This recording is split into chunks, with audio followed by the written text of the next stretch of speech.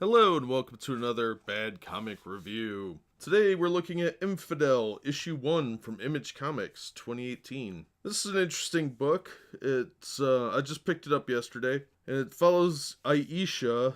I think that's how her name is pronounced. And she is living with her boyfriend's daughter Chris, and his mother Leslie. Leslie is trying to become a little more open-minded because Aisha's a Muslim, and there's a lot of tension between them. Leslie says she wants to teach Aisha a ham recipe. Well, obviously that's not okay because Aisha's Muslim. She thinks the mother was trying to be nice, and he's like, nope, you don't know my mom. She's being manipulative. Well, of course, Aisha has to talk to her token black friend about it, and she's wearing a hijab, talking about it on a park bench. I guess they're college students, I'm not real clear on that. Graduate students, probably. And we come to find out there was some sort of murder or firebombing from the sound of it. Crime in the building, and it's lowered the rent. Well, the first couple pages we had this glimpse of this like nightmarish creature sucking on her face, but it seemed to be a dream. Seemed to be. And we all know it wasn't, because this is a horror book. Well, she has to walk past the crime scene every day to get upstairs to where they live on the top floor. And she thought she saw something in the burned out room, this creepy face with some feathers around it. Thankfully, Tom's there to distract her from it. We get a glimpse of the the grandmother being a bit of a racist. Aisha trying to bond with the kid, and then the lights go out and she's got to go find out what's going on. Well, there's an evil right-winger talking point going on a TV with her token black friend. And Aisha sees a spooky naked guy who's all wrinkly and gross, drops his eyeball on her, and then she almost stabs the grandmother. It was pretty crazy. Now, this could have been a really, really good book, honestly.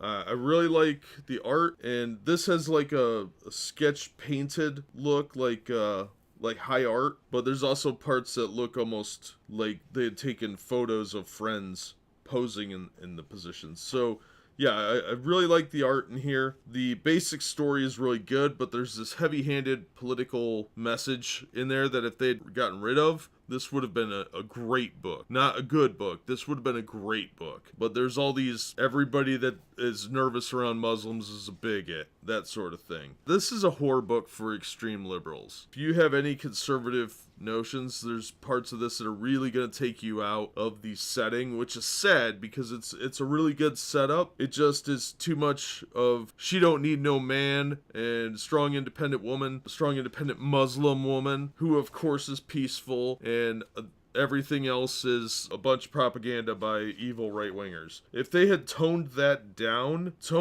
political talking points down, I would say this has a lot of potential. But they can't seem to get past that. The writer seems to have way too much political investment in this, which is, like I said, I keep coming back to that. That's a real shame because it really kept kicking me out of the book. It's got a lot of atmosphere about this young woman. I don't care what her religion is. A young woman who is being haunted at night when she sleeps, so that she's tired all the time. It's draining, and something is pulling her, and it's got a great atmosphere build up, but all these little political jabs really take you out of the story. And it's shame because it's super lazy and such a good concept. Like, the writing is pretty well done by this individual's name I'm sorry I can't pronounce, and artist Aaron Campbell, the colorist and editor Jose Villarrubia, and letterer Jeff Powell. I'm real sorry I can't pronounce the writer's name, and I don't want to be insulting more than I usually am.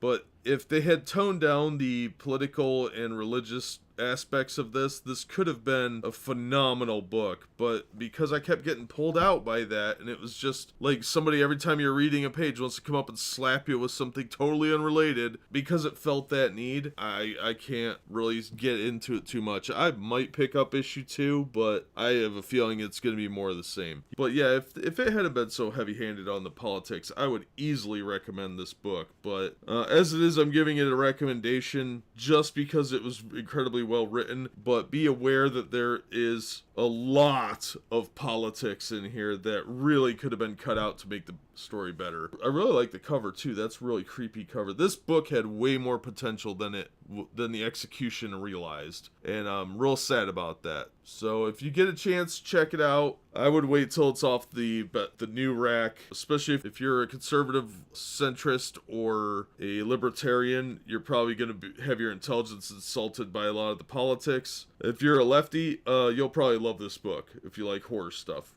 But yeah, good horror story ruined by politics. More of the same. With a heavy heart, I gotta say that this was just at best a mild recommendation. That'll do it for this one. As always, thank you so much for listening and supporting the channel, and we hope to see you on the next episode.